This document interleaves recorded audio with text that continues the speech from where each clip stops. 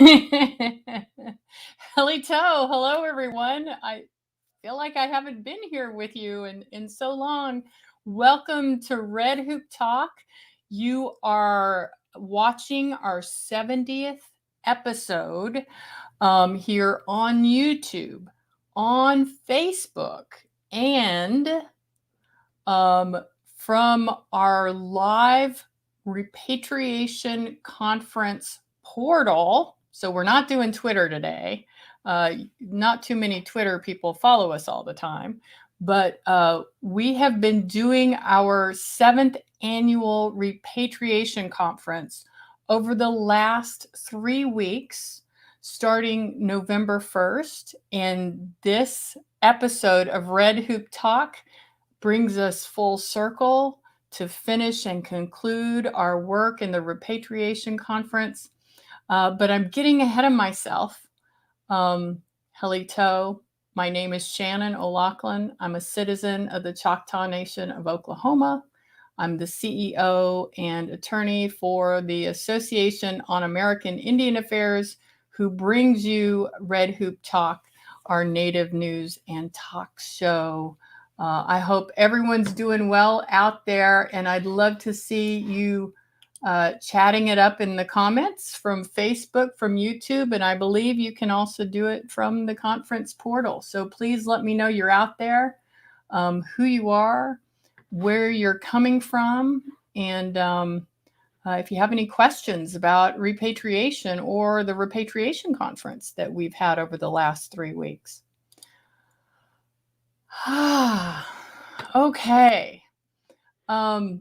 So as you know, our Red Hoop Talk show showcases natives working on matters important to Indian country and how we stay close to culture.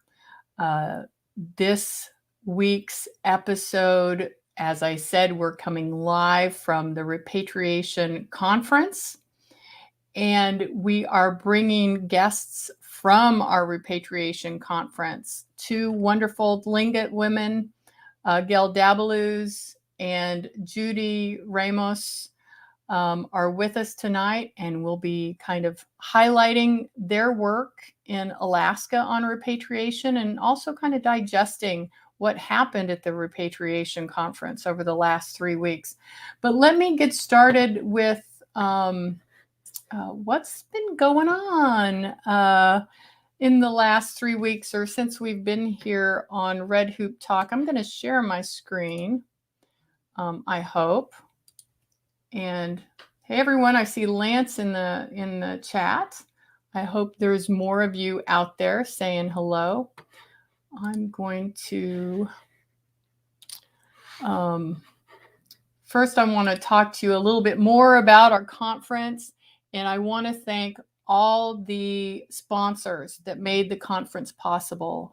This year we had about 700 registered participants, and about half of those received registration conference scholarships. And that was completely due to the efforts of our sponsors. And I want to highlight them for you this evening so you know who they are, you recognize them, and you thank them. The San Manuel Band of Mission Indians, the Agua Caliente Band of Cahuilla Indians, the Robert S. Peabody Institute of Archaeology. Don't confuse them with the Harvard Peabody Museum.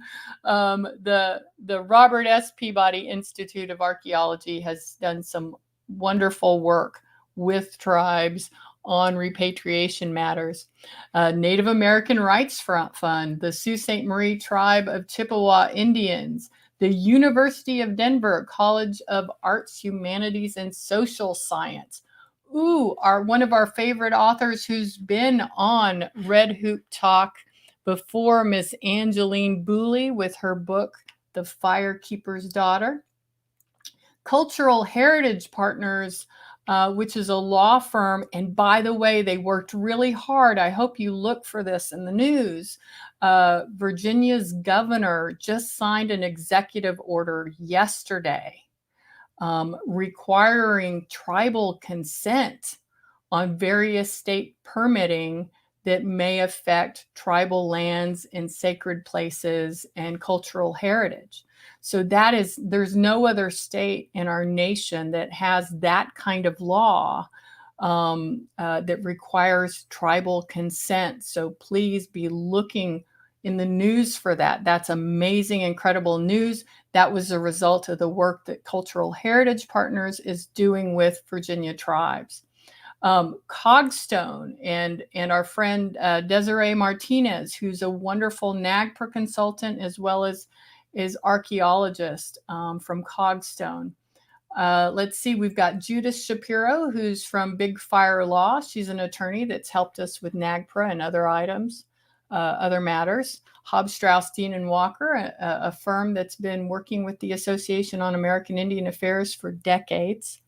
Let's see, who else do we have? The Carnegie Museum of Natural History, the University of Tennessee, Knoxville, Homelight, Michigan State University, who was once a horrible institution when it comes to repatriation and working with tribes, but through tribal coalitions, working with Michigan State University and the powerful students there, they have really turned a new leaf on NAGPRA and repatriation compliance.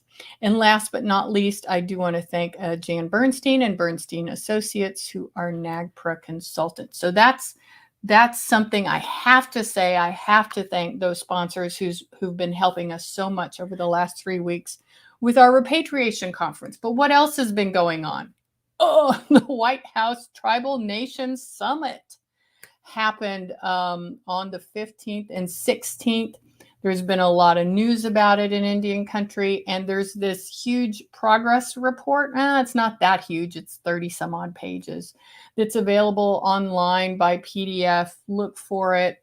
It gives you a little more detail about the focus of the White House. There is some good work happening on climate change and stopping pipeline efforts. There's a little bit on repatriation and a lot of good executive agency efforts.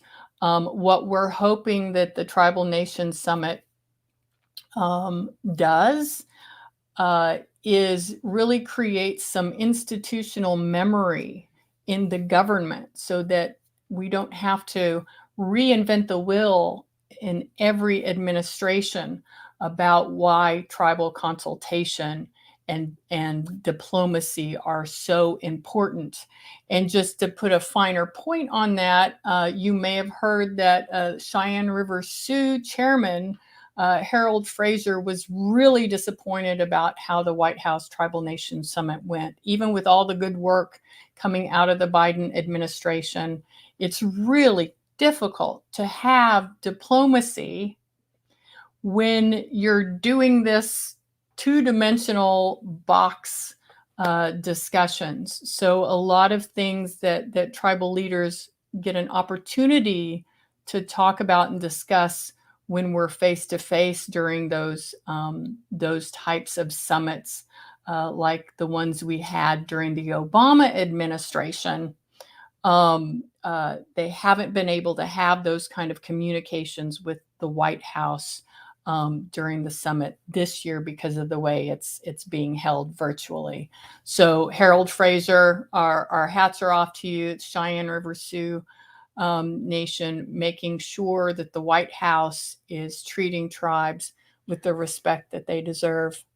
What also is going on, and if you all aren't aware, get up there. The U.S. Department of Interior Indian Affairs has a page dedicated to consultation and listening sessions. Some of the consultations that are happening currently and very importantly are about the Indian Boarding School Initiative.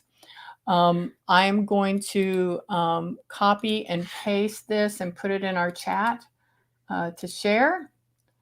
Because I think it's important that as many people listen in on these kind of communications, even if you're not a tribal nation, but you are a tribal citizen. I think it's important to understand what the government is thinking about and what tribal leaders are asking about.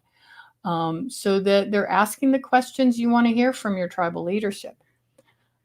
Let's see. So there is another consultation that's going to happen on November 23rd regarding Indian boarding schools. In addition, I want to make sure you're absolutely aware of what Native News Online, in partnership with the Tisk'w Hit tribe of Louisiana and the I'm sorry, I can hardly see, Prairie Band of Potawatomi, Pokagon Band of Potawatomi, and Sault Ste. Marie Tribe of Chippewa Indians are supporting, as well as the National Native American Boarding School Healing Coalition. There is a discussion on Indian boarding schools happening on Facebook Live starting on Monday the 22nd. So please check out Facebook and find that. I'm going to cut and paste it into the chat here.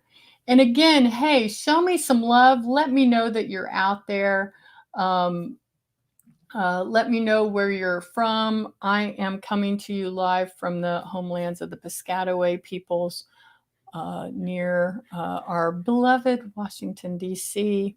What else have I got for you? I think that's all I feel like sharing on news. So much has happened, and I think there's some wonderful things that are happening in our world today and bringing us together. So let me bring us together with our guests for tonight. Drum roll, please. I don't have any drum roll teed up or anything, but JUDY DAXOOTSU RAMOS, who is Tlingit. She's a language pathway program coordinator at the University of Alaska Southeast. She's taught at Fairbanks, University of Alaska at Fairbanks, in the Department of Alaska Native Studies and Rural Development. Her PhD research project is focused on traditional knowledge of Yakutat seal hunting. She's a co-curator for the American Museum of Natural History renovation of the Northwest Coast Hall. Oh my gosh, she's smart as hell. JUDY, hello. Hi.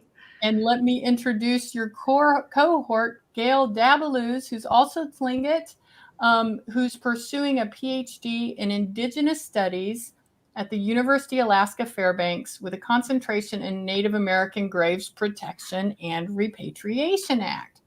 Her research examines repatriation cases in Southeast Alaska from a tribal and clan perspective. As ancient secular clan cultural objects return home, they're welcomed in time-honored ways while new ceremonies develop. GAIL wants to ensure important Indigenous knowledge is imparted when these returns occur. Her goal is to inspire. Who inspire our youth? Thank you, GAIL. So glad you're here with us. Hello, everyone. Hi. Welcome from Juneau, Alaska. Yeah, is it cold? It snowed, so we have snow on the ground. Oh, nice, nice. All right, first, before we say anything, I really want you all to both introduce yourselves if you wish to, and then we have to talk about GAIL's earrings. Okay. Okay. Daxootsu Yéil Yéil Yachat Tisk'w Hit Yachat Tlati Yati Ayachat Tekwedi Dachkana Yachat. So my Tlingit name is Daxootsu. I'm Raven Moiety. I'm Kwaashki'kwaan clan from the House of the Owl and daughter of the Coho clan, and I'm granddaughter of the Tisk'w Hit clan. So we always do this long introduction, but we go through our own clan and house lineage, our father's lineage, and then our grandfather's lineage. So that kind of puts us in relationship to probably everybody in the Tlingit audience. So I'm related to GAIL through my father, who's also Coho from my father's clan. And there'll probably be other people who's, related to me through the clan. So that's kind of why we do this long introduction. So I'll skip over to GAIL for her introduction. Good evening, everyone. Tlingit enak seonak yuhat duasok. Yesh na chatsati. Tluknahari ayahat. Dekina Yeri Chatsiti, Dakloedi Dachhan Ayachat. And as Judy explained, we are speaking in our Tlingit language. We're matrilineal, so we always follow the mother's line from time immemorial. That's where we get our cultural identity and our heritage rights. And when we bring up our father's people, it's very honorific, as well as our grandfather's people. And I let you know that I'm of the Raven Moiety. My Tlingit name is Seonak, which means little light. I'm Kluknahari, so Silver Salmon Clan, child of a Haida, and a grandchild of a Killuel. Thank you. Yes, I love it. I love it. So, how did y'all like the Repatriation Conference? Oh, I loved it. It's really interested in certain issues for me, like sacred sites and the international repatriation, and I want to go back and review those again because many of our collections are, in other countries, and we don't have access to those collections. So I was just curious about what's in there. It's easy for us to travel to our American museums or whatever, but those international ones. My dad's biggest dream was to go to the one in Russia before he passed away. That was his dying wish, to go see the Tlingit collections in Russia. So maybe someday I'll make it to some of those international museums. So I'll turn it over to Gail to talk about her highlights. Sure. Thank you, Judy. The highlights were, I was just amazed that the Association of American Indian Affairs could yet again hold another virtual conference. I felt like it was really amazing to hear from the international museums for the same reasons Judy shared. But I also appreciated hearing from the National NAGPRA board, the peer review. And I found that very interesting. I feel like the more we can collaborate and network, whether it's virtually or in person, we benefit as Native people to find out what's out there and to really foster and encourage Indigenous academic study and research. So good job, AAIA. It was amazing.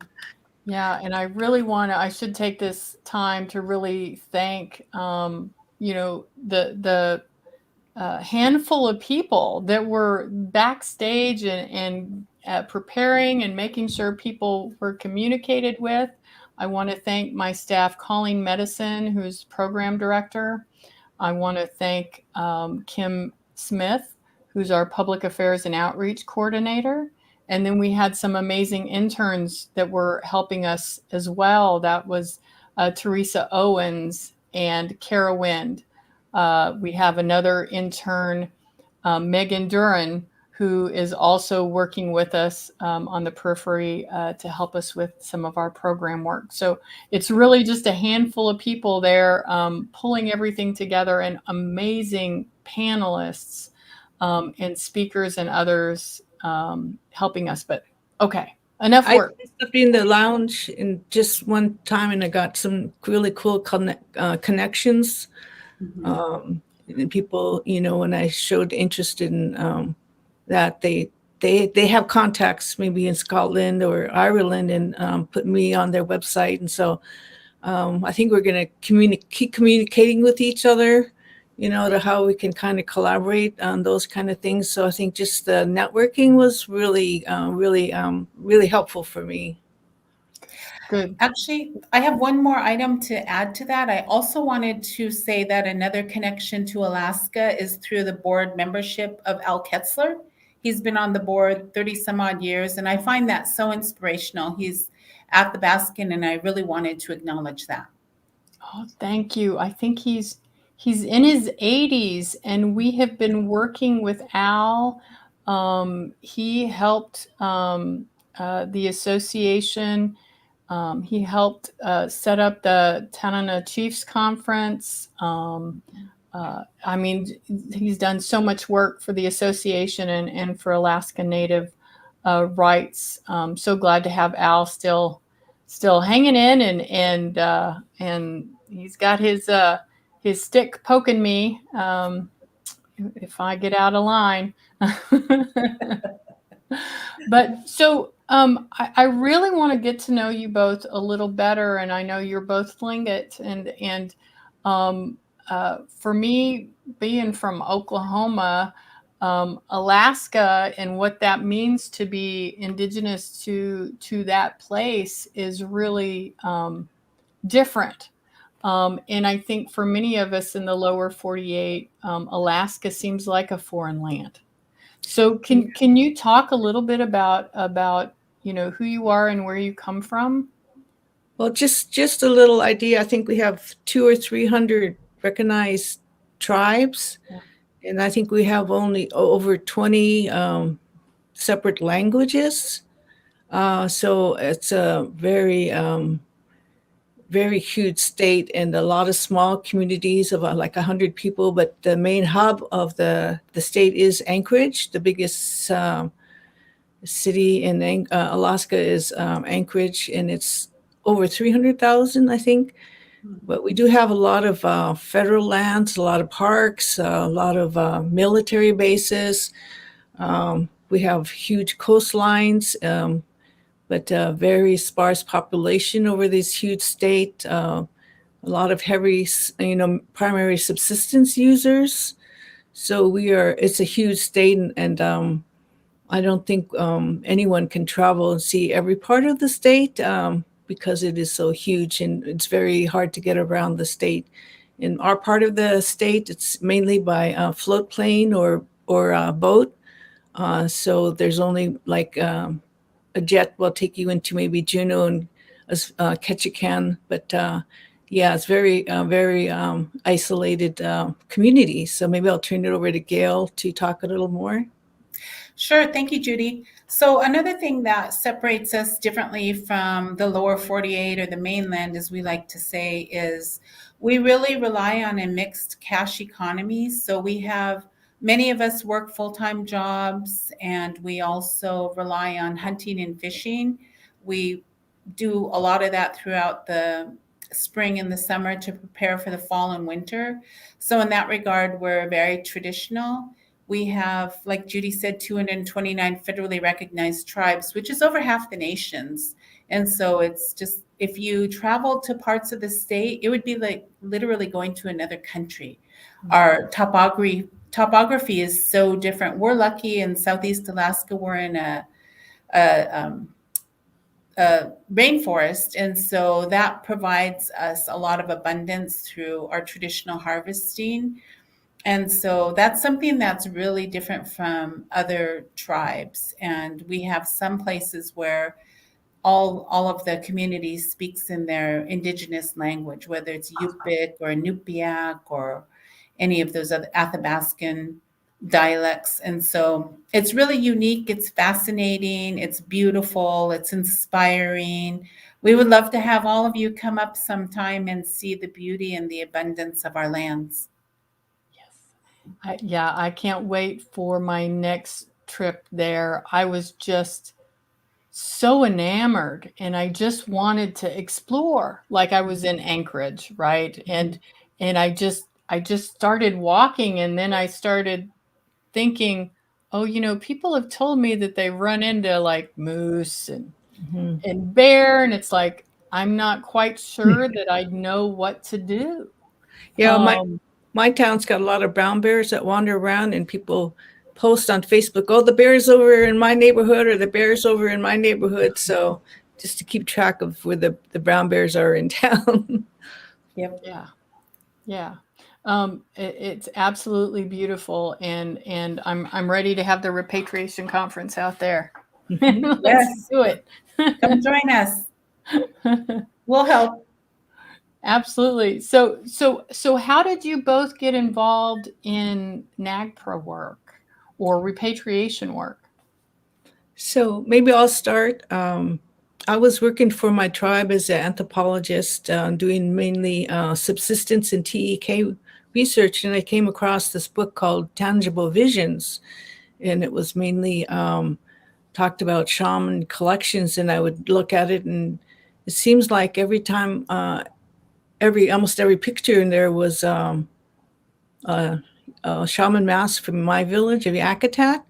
And so I kind of got curious, and I started doing research, and it led me to Lieutenant Emmons, who was stationed in the Army there in Alaska. And so he was a very huge grave robber.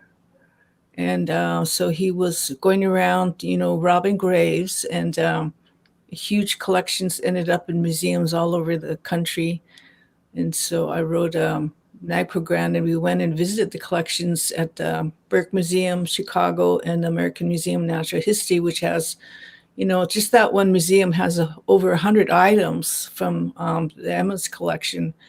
And so that really got me kind of interested in, where more of this stuff is. And just a lot of the NAGPRA letters don't really have much detail, but writing to the museums. And I found more shaman artifacts, and one of the museums still had one of our shaman skeletons, which we're still trying to get back. But I just, the deeper you get in there, the more you find that you really don't know where our stuff is, and it's been spread all over the world. And we have a huge collection in Spain, which is acquired by Malaspina, who was a Spanish explorer that came and has a huge collection of our armor over there in Spain. So just, it's kind of like you kind of like pulling on a string, and the more you spring, the more stuff that kind of comes up. So anyway, that's been one of my interests, is going and documenting, maybe even establishing a virtual museum for our tribes so they can look at these items. So thank you. I'll just turn it over to Gail. Oh, thank you, Judy.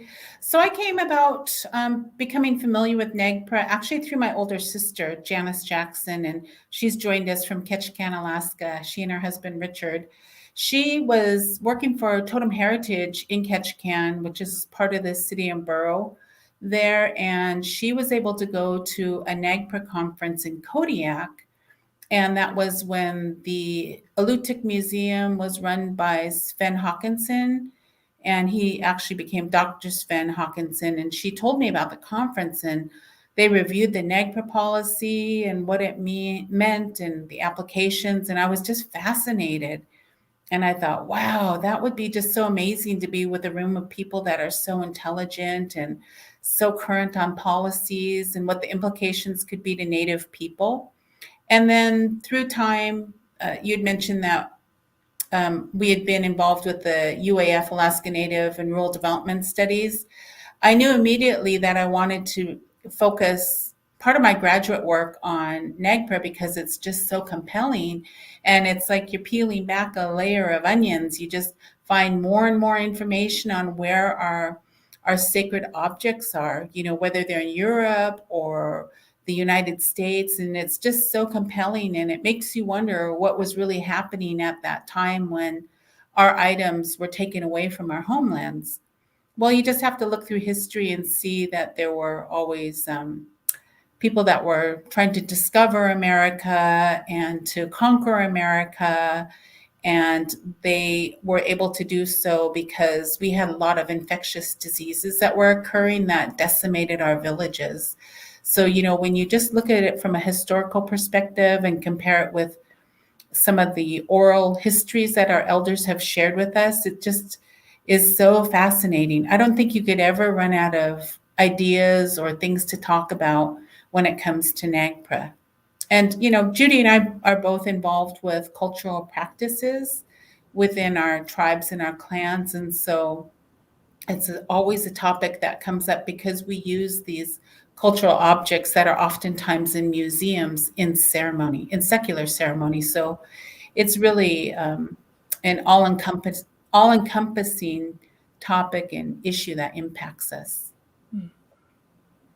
And there's a lot of different entities. So it's so you have several entities that may be involved in NAGPRA work and in tribal consultation, right? You've got the Alaska Native Corporation, and they may have some involvement. And then you have various villages who have different connections to whatever the item is. And then you have clans, right, in the villages that are going to have a particular type of relationship with any item. So from a Native Alaskan perspective, and I guess more specifically a Tlingit perspective, how do you manage that and all of those relationships and potential points of contention to support yourselves, unify, build coalition, to work with what's often an adversarial institution? So how do you come together to? Judy, you want to take a first stab at that one? So I think the corporations, do help with funding, but the NAGPRA claim has to go through a tribal entity. So in our area, we go through a regional tribal organization that has person full-time dedicated to it. A lot of the smaller tribes like I work with don't have a person fully dedicated to it, but they do part-time. So they work with the local community and the clans and work with the regional tribal entities. So that's the main way I've seen it work here. But they do have to have someone that really understands it, and the regional corporation did do some training on NAGPRA for people. So that's kind of like where I started learning the rules and regulations through NAGPRA, but they can't do a claim. They have to do it through the tribe. So maybe I'll just turn it over to Gail and make sure I understood that right. Thank you. You're right, Judy. And it takes a lot of coordination, a lot of discussion, a lot of convening and figuring out, who's going to take the lead, where are there gaps, where can we help support each other. And the corporation or the regional tribe that Judy's talking about is Central Council Tlingit and Haida Indian Tribes of Alaska. They represent, it's now up to 34,000 tribal citizens throughout the US and throughout the world.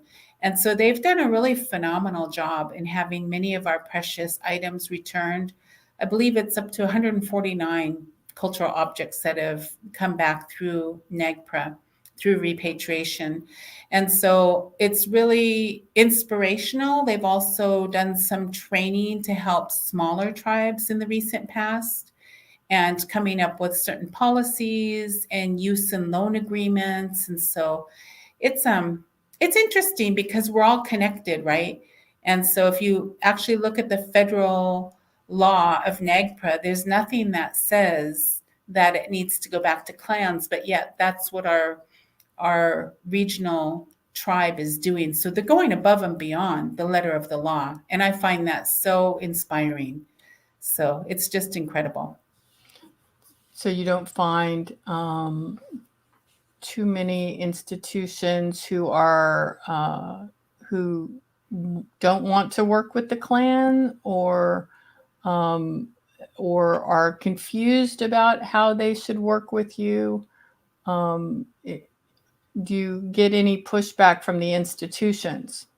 Because Alaska Native systems are different than other tribal systems.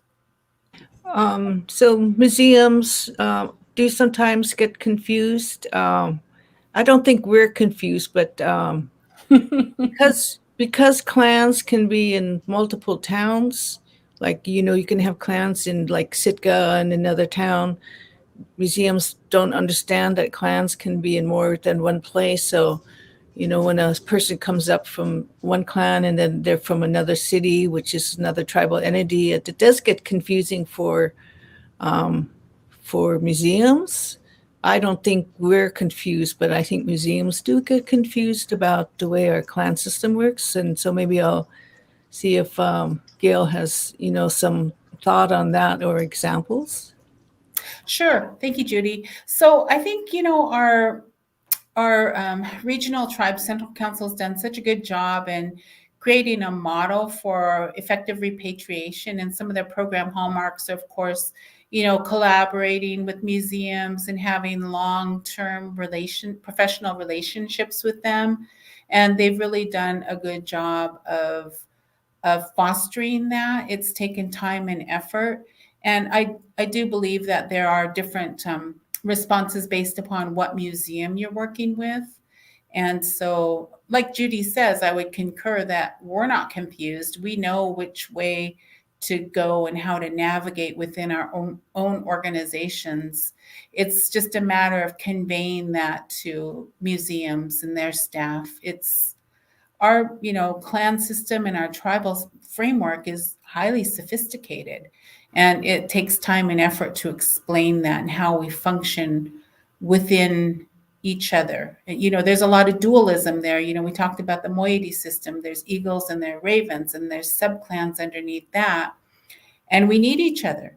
We need each other because that's how we've survived, since time immemorial. And so to convey that to somebody who is a non-tribal or a non-clan person can be a challenge. But I know our regional tribe has done an outstanding job in fostering those relationships and collaborating really effectively. So do you think it's really, I always struggle in talking about repatriation and also wanting to promote the idea that it's really as easy as the parties want to make it, right? So that repatriation and the processes of repatriation can be easy and simple if the parties are willing to work that way with one another.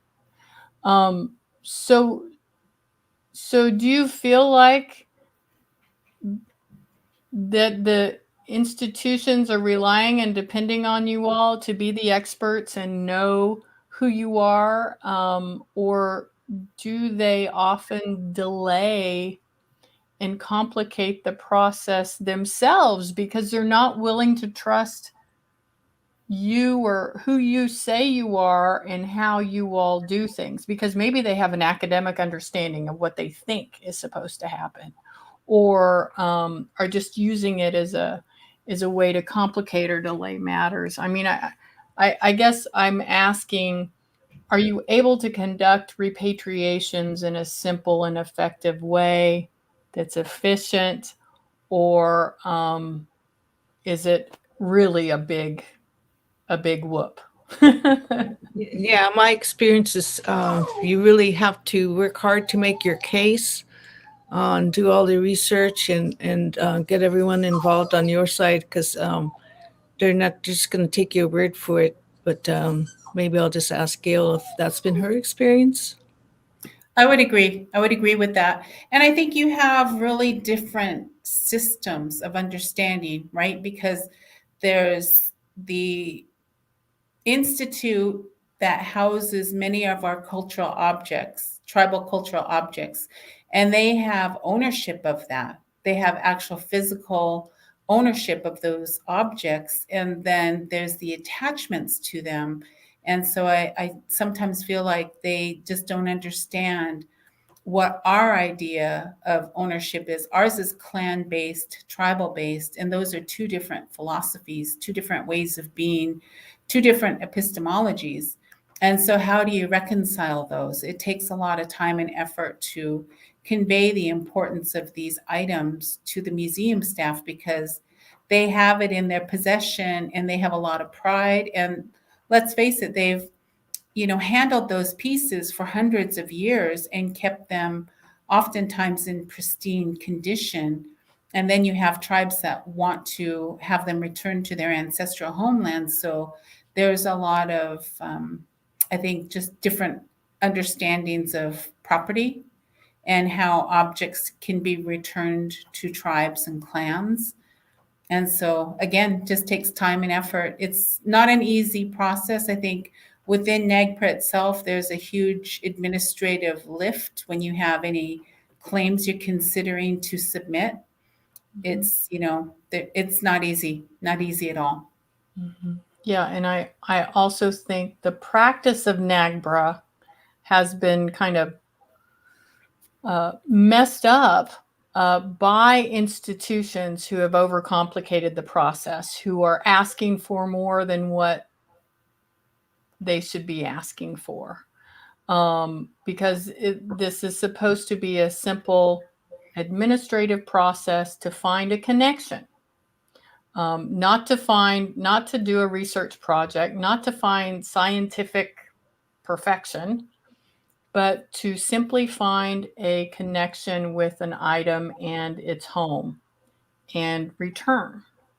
So I often see tribes struggle with the practice, which is not what is legislated by the law. And so we tend to put up with what the experts are telling us to do, what the museums and institutions are telling us to do, what they say they want in order to effectuate repatriation, when it's really kind of outside of NAGPRA. So it can be really difficult and overburden. I want to touch on something that you were saying earlier, Gail, when you were talking about why you got into NAGPRA and repatriation work, and how these threads kind of take you into different places. And I know there were a lot of people at the conference that kind of spoke to that. There was Marge Bruchak. She was talking about wampum belts and how they kind of led to a story of various anthropologists and the type of work they were doing, and how they were trading items among different other anthropologists and institutions and museums, and how these items are being dispossessed from Indian country and moved around and ended up either behind glass or for sale or what have you. But they all followed the same path, and they all came out of unconscionable transactions, right? Yeah, they're just seen as scientific, looked at things for their scientific value instead of their spiritual value. That reminds me of I found a lady who did her PhD thesis on some of the shaman artifacts I was talking about, and I mentioned, they should be repatriated, and she was kind of aghast, that should go back to the community because it has this research value or scientific value, but it's all very sacred to us. So anyway, that's I think an obstacle that we have to overcome about the difference between an object being just an object or being a spiritual value, having a spirit.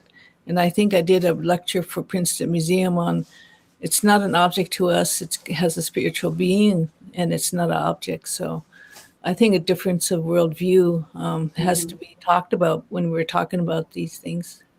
Right. So you'll turn to Gail.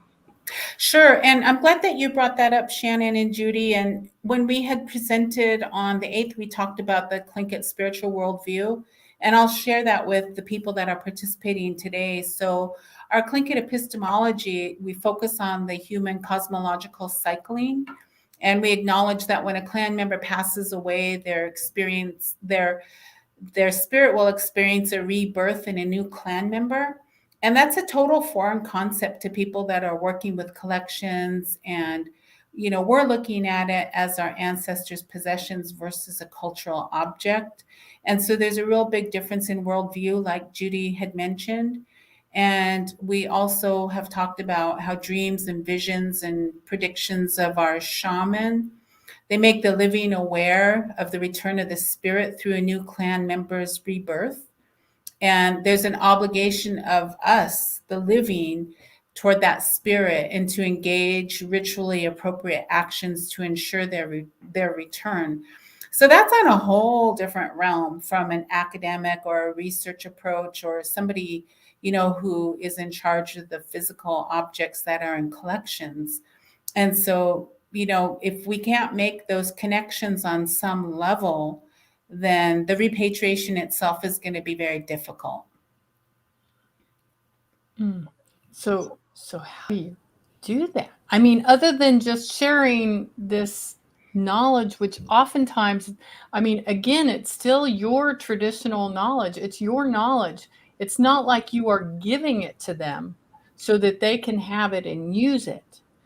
So there's a difference between consultation and sharing information for understanding versus I'm giving you this for you to use, right? And in Western ideology, they just don't see things that way. They figure out, it's kind of like our criminal legal system. If you're in a public telephone booth, of course those don't really exist anymore, but if you're in a public telephone booth, your conversation is public, and the police can use what you're saying on that public telephone, right? And our Western academic institutions think of these conversations often as that you're allowing them to have it, allowing them to participate in it somehow. How do you protect those communications and that knowledge? Yeah, I've seen that issue come up before, like not revealing certain sacred sites. Like the Hopi don't want to reveal certain sacred sites, but that the conversation is protected and not shared, And I think Shorty did that with her PhD from some of the knowledge that was shared with the elders with her for her PhD that was not printed with her PhD, but it was shared maybe verbally. So we have to work on more of these protocols to how to share sacred information with these institutions, so that it's protected in a way that we have control over it. So maybe I'll let Gail talk about that. I agree with that, Judy. And I think that before you delve into repatriation claims, the official ones, those discussions need to be had on what clan's sacred information, how that will be disseminated or not. I think that there's a lot to be said in not sharing some of that information, because once it's out there, what happens? It gets documented, it gets disseminated, and before you know it, it's not even yours anymore, or it's being adapted maybe for another group to use. And so there's really a lot of concern that has to be focused on those discussions and the subsequent action, because you can really just lose your whole heritage identity if you give away too much information. So that's that double-edged sword on what do you include in the claim, what do you include in the justification for your ancestors' possessions. That's a real tough one, and I don't know what the correct answer is, to tell you the truth. Yeah, it's so hard because it's almost like the healing that NAGPRA was supposed to create has created another harm, right? And there's several harms, right? Because I mean, it's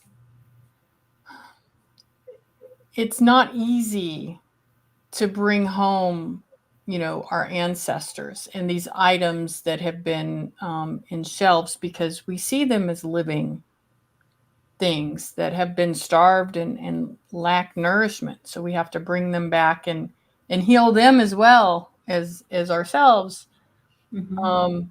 And then you've got this taking of other knowledge as part of the process. And it, Judy, did you want to? Yeah, I wanted to say that the White House did come out on a policy on TEK. I don't know if this kind of discussion will be part of that, but how to protect sacred knowledge, I think, was discussed in other countries, like in the Australians and the Maoris. So taking a look at how they protect sacred knowledge. But I think, the clan has to decide, at least for us at the clan level, how much information wants to be shared when you're doing these negotiations. But whenever we do this kind of work, we always say we have to go back to our elders or go back to our clans to get their okay on anything. We don't do these kind of work as an individual. We do it on behalf of our people. So that's the kind of, just like the museum, the work I'm doing with American Museum in Natural History, that one guy that says I represent 30 different Salish groups, and then, the two of us working for the Tlingits, we all say, well, we have to go back to our people and discuss it with them. We can't do this without their okay. So we're all kind of in this tough position when we're doing this kind of work, but we're very privileged to do this on behalf of our people. That's the way I see it. So maybe I'll turn it back to Gail. Sure, that's a really good point too, Judy, and thank you for bringing it up. Even though there are a lot of hardships that go along with repatriation just because of the administrative process and how the museum staff interpret what our claims may be, and getting to the point where we do have some of these items returned. There's still a lot of, we still practice our spirituality. As Tlingit people, as Tlingit clan people, we still practice our secular sacred ceremonies. Nothing's going to stop that. Whether we have the items in our possession or we aspire to have these items in our possession, that's where our foundational knowledge and strength come from. So I think that there's a lot to be said for the process, and it is a challenge as an Indigenous person and an academic to sometimes reconcile those things.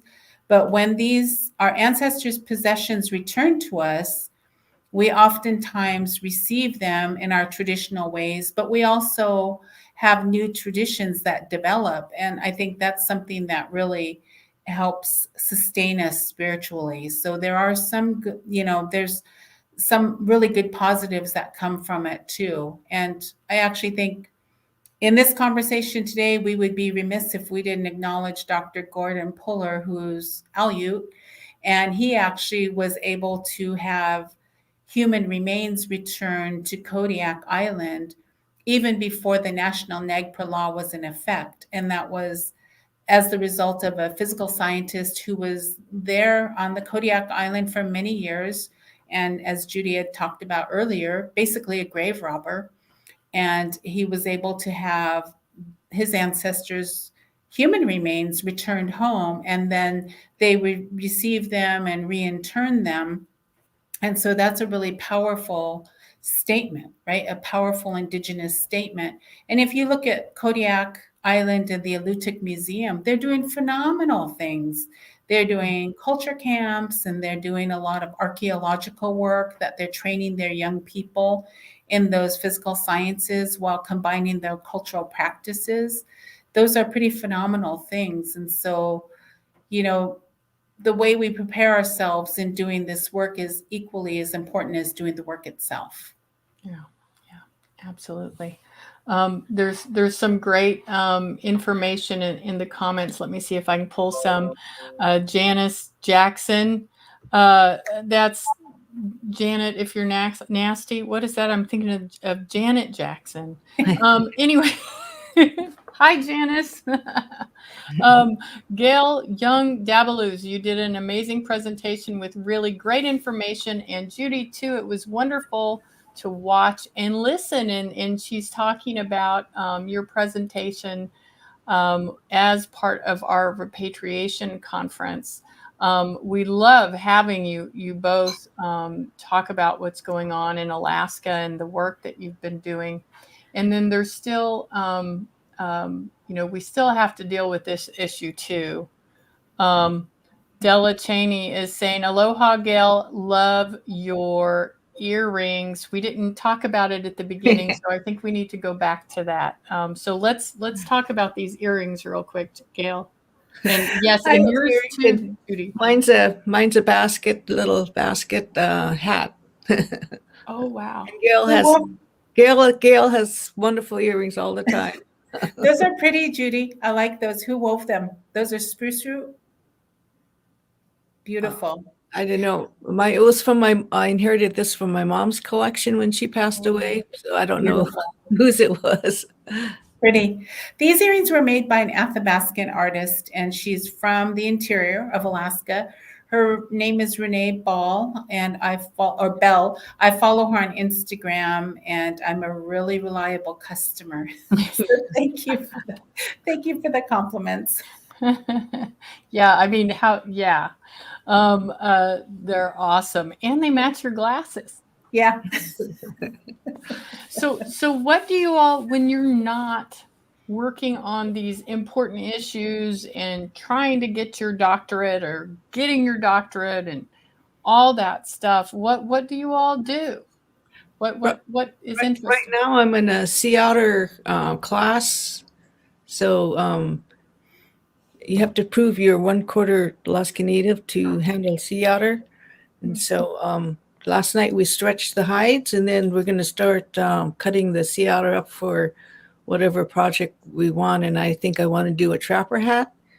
And then when I'm just listening to things, I do bead. So those are my new favorite way of relaxing is beading. So I'll turn it over to Gail. Thanks, Judy. You must be in the sea otter Yeah. class that Alaska Heritage is doing. Yeah. My arms are tired from stretching that hide. Yeah. How long does that take? How long does that take to? Well, you have two people. You have a partner pulling on it, so you got to take the hide, wet it down, and then pull it, and then tack it down. Mm-hmm. So it's drying, and tonight we can start cutting it up for our project. Yep. I'll probably sound exactly like Judy. I like to do a lot of our traditional foods. I know Judy does that as well. Harvesting and preparing them for fall and winter. We also, if pre-COVID, we would have our ko'ich, or I think the most similar word would be a potlatch. We usually prepare for that, but I'm also a beader. I love to do beadwork. And then I stay busy with my husband and son. I have a 15-year-old and a 30-year-old, so always try to help and support them as best I can, and a super huge, large extended family. So we stay busy here, even in a pandemic. Yeah, you have to. Yeah, class on the weekends, so that's fun. Oh, and then as if we're not busy enough, Judy and we like to co-present together, but we are in the UAF Indigenous Studies PhD program. And so I added to that an accountability meeting. So we have Zoom sessions every other Saturday, and it's with other like-minded folks. And we talk about things like, where are you with your institutional review board committee? Okay, where are you with your comps? And I don't think we ever say, when are you going to finish, do we? We never say that, but we're thinking that. I can't even, I think I looked at, let's see, I can go to law school or I can go get a PhD. What do I want to do? Let's see, there's an Indian site with a Juris Doctorate. I'll go there.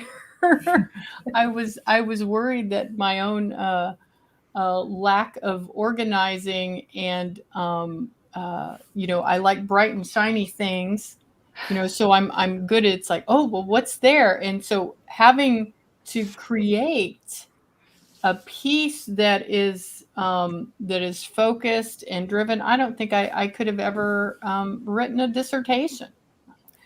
Maybe a bunch of little bitty teeny dissertations, but not big you have to really narrow it down. I think the biggest problem you have is you want to conquer the world, and then our advisors always say, narrow it down, narrow it down, narrow it down. Yeah.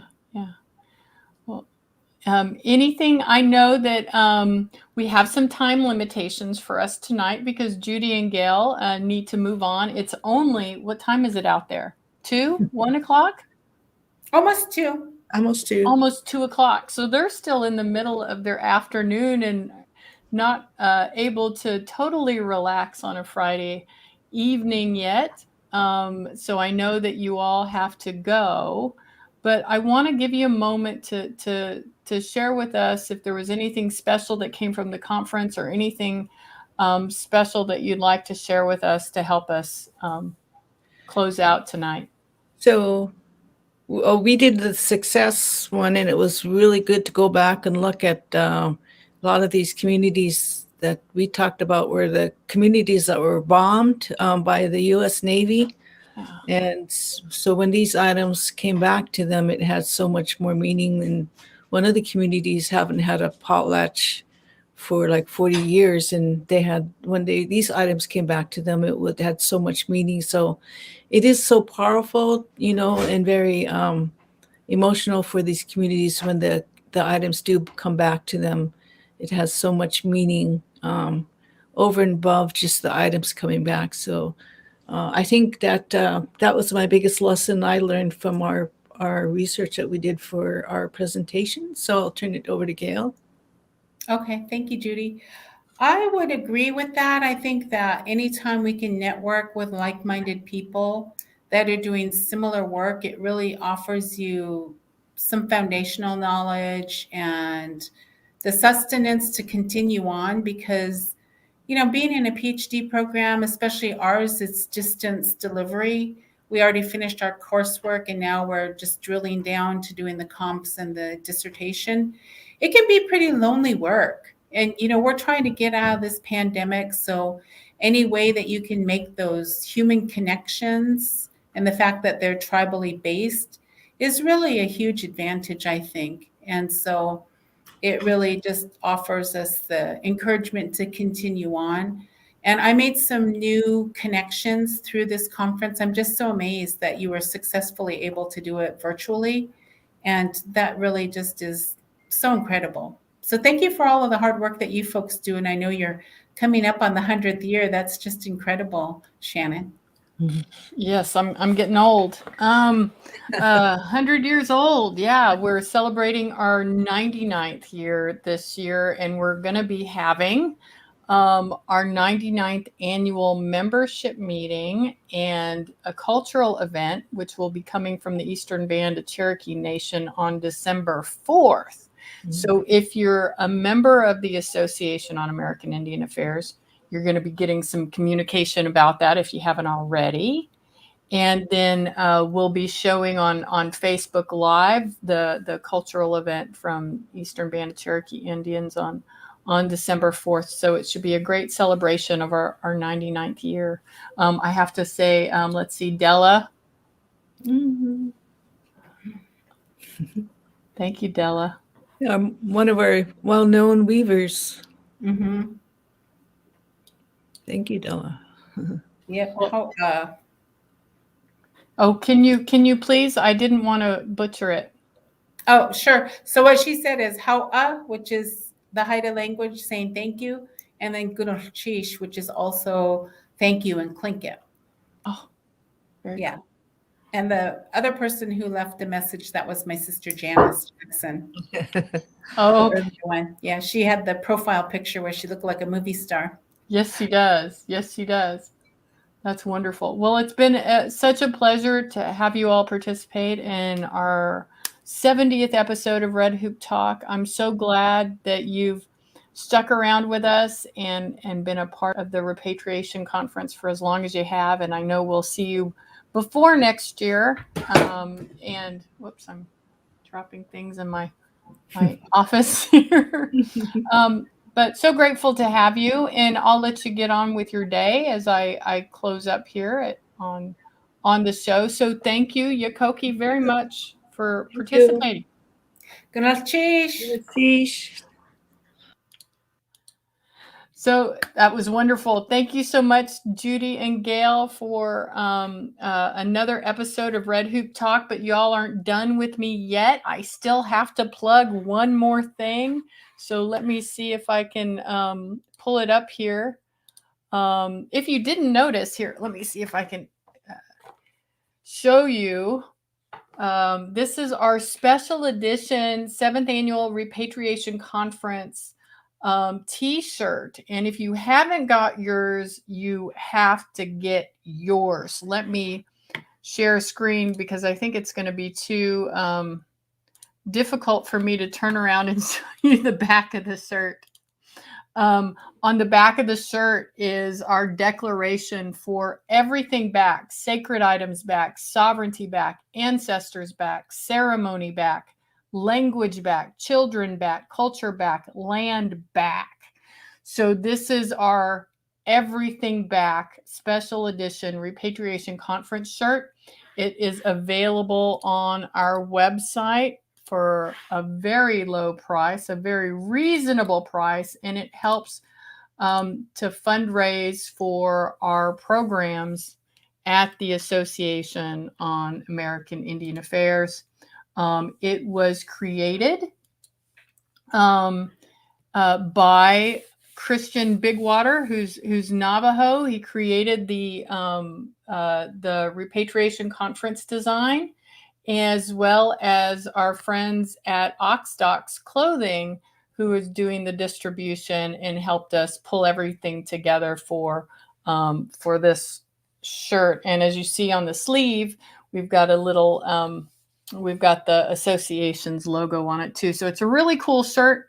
I hope you'll go to our website and check it out, because they are going to be a limited sale. So we're not going to always have them available for purchase. So get yours while they last.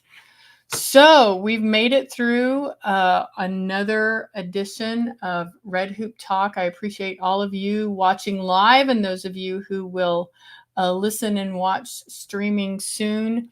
I want to thank all of you out there in Indian country, and because every place, every foot of this earth on Turtle Island that you're standing on is Indian country and part of our original homelands. I want to thank our guests, GAIL DABULUZ and JUDY Ramos. And of course, always want to thank our ancestors and our future ancestors, and mention that the Association on American Indian Affairs happily produces this program to support public education about Native people and what we do to stay close to culture. And let's see, I guess we'll see you on the next episode of Red Hoop Talk. Remember that you are sacred, and together we can all make a difference.